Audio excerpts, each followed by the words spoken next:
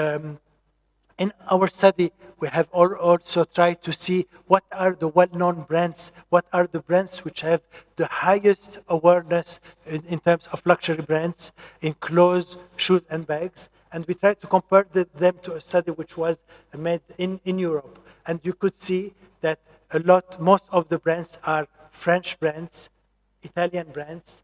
Sometimes we find some of the American brands which are there, but I would say a lot of those brands are having also the effect of the global marketing which is made around the brands. Often the brand name which are there are not particularly linked also to the type of products which the study was making, but often because of the perfume and cosmetic investments which are made around the brand, which was helping the brand extremely in order to have this high level of awareness. Because again, into the Middle East, they look at the brand comprehensively. They will not differentiate that the perfume is a licensee and the shoes is another licensee and the bags is a third licensee and the fashion is somewhere else. They will look at the brand and the awareness of the brand, I would say, as globally. Unlike, I would say, in Europe, where they would be much more fine-tuned about which product category we are speaking about, and they will link each brand to a product category, which will then. This study has been made with Nielsen in general. Now, to conclude, in order not to be longer than I have been, I put together few words about, I would say, to my belief, what is important today in order to succeed into the Middle East. What is important today to succeed into the Middle East? For me, I would summarize it in two words. One is to be knowledgeable, to know the markets, to know the consumer, and please remember the Middle East market is not only Dubai. The Middle East market is all the Gulf. It's not only the Gulf, it's also the Near East, Egypt, even Iran. And all of this, Lebanon, I mean, Near East comprise Lebanon, Syria, Jordan, Palestine.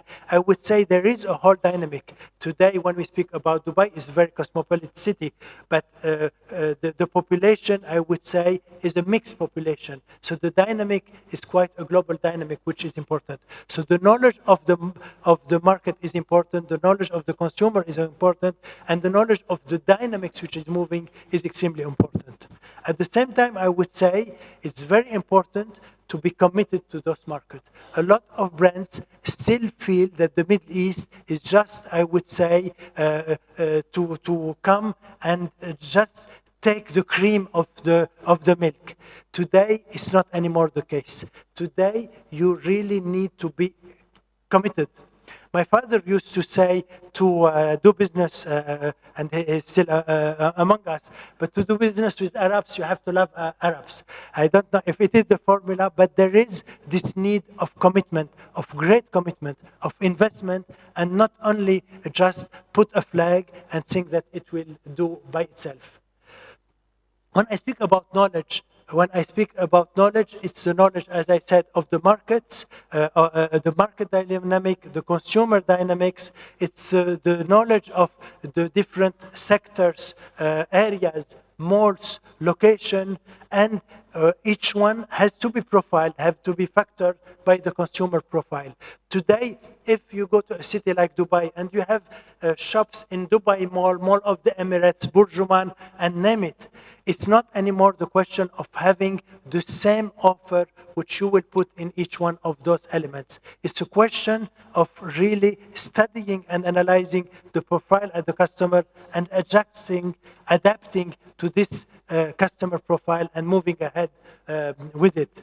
If we speak about the knowledge, someone who knows Dubai do not know the Gulf, do not know the Middle East. The Middle East has different cities, and each one of those cities today has its evolution. Our growth in Abu Dhabi is much higher than in any other city. Our growth in Riyadh is much higher than it is into Jeddah.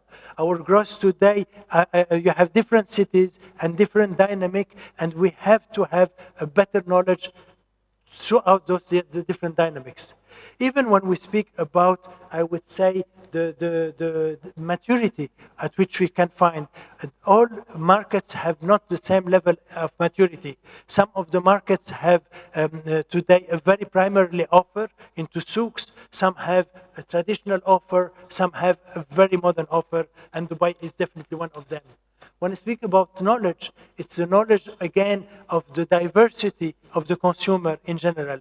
A consumer mix which could be extremely traditional, who could be very modern, or who could be very occidentalized, or a touristic, I would say, consumer mix. So there is a certain amount of complexity which is important to acknowledge, to factor, and to understand in order to be able to succeed. If today you want to enter the Middle East market, or if you are present in the Middle East market, I would say there is several part of the market which exists. There is markets which I would say, which are markets which are window market, which are markets which you could compare to Miami, to Hong Kong, to New York, to Milan. Those markets are markets where there is a lot of traffic, of visitor, of tourism. And it's very important to be in Dubai. It could be important to be in Bahrain. It could be important to be in Beirut. But the dynamic there are dynamics of a mixed consumer, a mixed market, which you have to acknowledge and to recognize, and not to stop at the first degree, because you have to go back to the consumer where he belongs. But there is also the other markets, and the success and the penetration of those other markets are extremely important to be successful also into the Windows market about it. There is the implementation in Kuwait. Our first Vuitton stores, we opened it in Kuwait. My first Chanel store, she opened it in Kuwait. It hasn't been opened necessarily in Dubai. Riyadh, Kuwait, Doha, those are markets where 95% of the consumer are local consumer, but they travel a lot. We see them, I would say, today a lot throughout the Middle East and throughout the world. So a success of a brand into the Gulf is also to penetrate it into those markets which are real resident and not only a superficial market, I would say, in general. So how to succeed into the Middle East? The other formula for me, and again, I'm not trying to speak for myself, but today penetrating the market of the Middle East is a penetration which I personally recommend to do with a partner. Why a partner? Because I think that there is a lot of, it's not because only it is by law that there is certain obligation to have local partners, but I think that you would gain a lot of time if you have the partner and the right partner, and you will, and if you are quite demanding with your partner, and at the same time you will be able to have a greater understanding of the dynamic and the way the dynamic exists and move. But when you assess the partner, a lot of the companies would assess his financial capacities. A lot of companies will assess his reputation and how much he is well known, and a lot will assess about how important the promises he is, and a partner can promise you the moon. It doesn't mean that he will be able to deliver the moon. So I would say today, in your assessment of a partner, and if you believe that you need a partner, look also about what this partner has achieved. So the reputation is extremely important, the financial capacity as well, but his achievement is much better than his promises, where he could promise anything, but make sure that he has been able to deliver.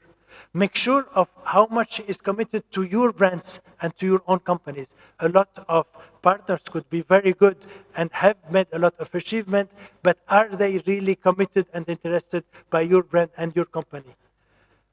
Assess his resources. Today, a partner is not only a one-man job. If tomorrow you come and you discuss with my organization or some other organization, it's so important that you assess other resources. What are the human resources within this organization, and have they the capacities of developing and moving?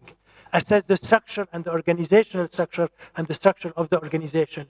All those elements are often felt like secondary. For me, they are extremely primarily. Finding the right partner, and the right partner is is important, and obviously this importance, you have to assess quite a lot of things. Last element, I would say, today an international brand awareness is extremely important because especially in the GCC, people travel the world, see the world, they move ahead about it, and they would see what is happening through satellite, internet, or whatsoever. But at the same time, there is a need of investment into the Middle East. There is a need of investment and a very specific and adapted investment into the Middle East. In order to create a real demand into the Middle East, in order to build your brand into the Middle East, there is this need of an adapted marketing which is really developed. And once you do it, be sure that you will see this Middle Eastern customer not only in the Middle East, you will see him everywhere. If you open a store, if you implement your distribution into the Middle East, not only you are developing it thanks to the brand awareness you have internationally, but if you invest into it, you will capture this Arab consumer, this Middle East consumer, anywhere and everywhere you go. And remember, his leisure is shopping. So if he come to Italy, if he come to London, if he come to Paris, his first leisure is to go shopping. And if he know well your brand, he will shop and he will move on your brand rather than on anything else. So to succeed in the Middle East, it is important at the same time to think on the way you would adapt. I would say it's very important to remain true to the brand values. And I will not tell you, it's something which you all know, and you are defending your brand values. But it's not anymore a market where you just put a flag and you put your store the way it is, your product the way they are, and then you wait that it happens. You will not be able to really penetrate it in depth. In penetrating in depth, you have to have the right selection. You have to edit the brand, remaining true to your brand value, but in the best way, which is also adapted to your customer. Why some of your partners can succeed very much? Because they have this knowledge about how to edit the brand, remaining true to the values, but at the same time adapting to the customer and the customer profile.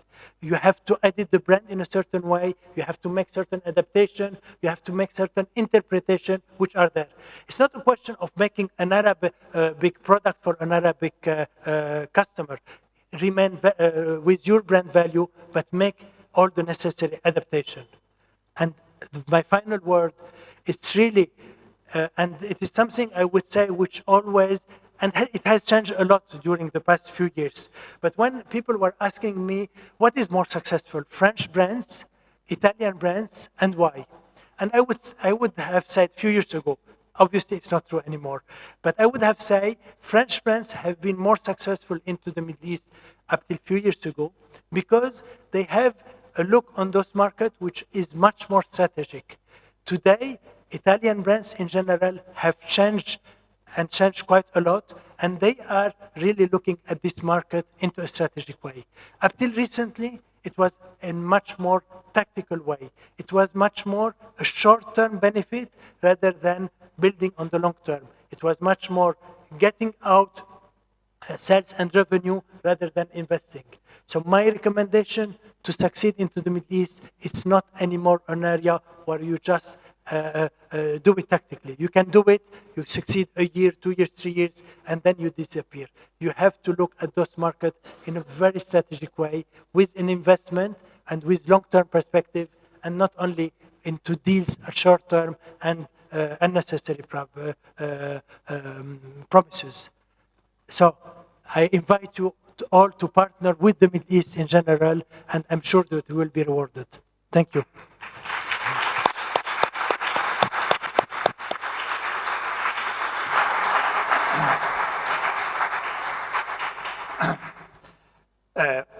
Thanks a lot, Patrick, for providing us a valuable knowledge about the evolution of the different Middle Eastern markets. And also some strategic recommendations that I am sure will be very interesting for all those companies that are now thinking to enter in the Middle Eastern business quite soon. I have a question. You mentioned that Kuwait, Doha, Qatar, in these countries, 95% of the purchases are made by local consumers. You don't mention Kingdom of Saudi Arabia. You don't mention the. No, but the importance of the local consumption, consumers, in respect to the tourist flows. So my question is, in Dubai, in Abu Dhabi, and possibly in Saudi Arabia, what is the importance of the purchases made by tourists? I would say each market has a different views. I'll start with Dubai. Before the slowdown of 2009, we used to say that the customers in Dubai was divided 5 times 20%. So 20% of the customers were local customers, 20% were people living in Dubai, 20% were GCC national coming to shop in Dubai, 20% were Russians, and 20% were diverse from all over the world, and a lot of Indian, Iranians, and throughout the world about it. But this was prior to 2008, 5 times 20%. After the slowdown, and if I look at 2010 figure, this figure of 5 times 20% is not anymore valid. There is, and this is why I say we have to see the evolution and the dynamic, and it goes very quickly. I would say today 60%, 60, are between local UAE citizen and GCC, so Saudi, Qatari, Bahraini, Emirat, Kuwaiti, who comes to Kuwait about it. So instead of 40 previously, 20 plus 20, they became now 60%, probably 30 plus 30. There is a very much increasing proportion of Chinese in Dubai. We are seeing, I would say, in certain malls where 20% are Chinese buyers. In general, I would say it's today less than 10%, and Russians' percentage decreased a little bit, but it is today very much challenged by Chinese. So between Chinese and Russian, we are over the 20%. And Indians are increasingly important in Dubai because there is more and more in the Indian community, which is, and they are shopping more in Dubai or in Singapore about it, and the rest of the world. But this is Dubai. This is very specific to Dubai. If we move to Abu Dhabi, today still 80%, 80, are between Emiratis, and 60% of them are Emiratis, not GCC national, and 20% locals of Abu Dhabi. And only 20% are tourists. We're seeing more Russians today in Abu Dhabi and somewhere else. If we go to Saudi Arabia, we are speaking about 95% in Riyadh of Riyadh citizen, and in Jeddah, I would say it's probably 80 because you have the people who are coming for Hajj or Umrah. But if you look at it overall, the GCC customer represent overall, if I take all the market, over 60% of it. So if we take the GCC as one market, and if we take the local GCC customer as a market, it's a mature market, sure, where we have to invest on the GCC customer. Now, I wouldn't name the brand, but one of the leading brands where we follow their buyings, their Middle Eastern customer throughout Europe, Middle East altogether, represent today 10% of their buy, if we recover it. Their Japanese customer, which used to be their first customer, is today 5% of their buy outside Japan. If we look at Chinese customer, it's 8% of their buy. So the first nationality, more than home countries, in terms of percent, the first nationality would be Arabs, if I put Arabs together.